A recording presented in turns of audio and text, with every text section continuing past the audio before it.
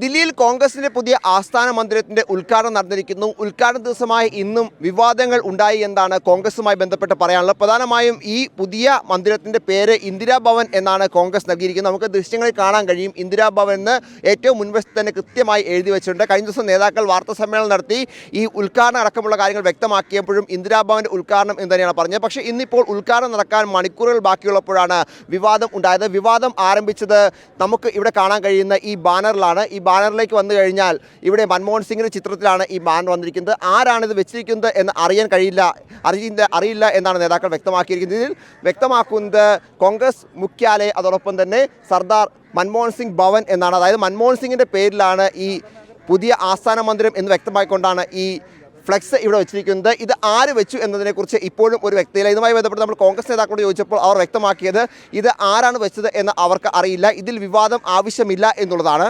അങ്ങനെ ആശയക്കുഴപ്പങ്ങളൊന്നും ഇല്ലല്ലോ. ആശയക്കുഴപ്പങ്ങൾ AICC വളരെ കൃത്യമായി തന്നെ പ്രഖ്യാപിച്ചു കഴിഞ്ഞ ഒരു കാര്യമാണ്. അതിൻ്റെ പേരുൾപ്പെടെയുള്ള കാര്യങ്ങൾ AICCയുടെ നേതാക്കന്മാർ വളരെ വ്യക്തമാക്കിയതാണ്. അതിൽ വേറെ ഇത്രയും നല്ലൊരു മുഹൂർത്തത്തിന് മറ്റ് പല വാക്യങ്ങളോ വ്യാഖ്യാനങ്ങളുടെയോ ഒന്നും ആവശ്യമില്ല. ഒരു പുതിയ തുടക്കമാണ്. പ്രതീക്ഷയുടെയും കോൺഗ്രസ് വലിയൊരു തിരിച്ചുവരവിന് തയ്യാറാകുന്നതിനുള്ള എല്ലാ സ്ട്രാറ്റജികളൊക്കെ ഇനി ഈ പുതിയ ഓഫീസിൽ നിന്ന് ഉയരുമെന്ന് തന്നെയാണ് പ്രതീക്ഷിക്കുന്നത്.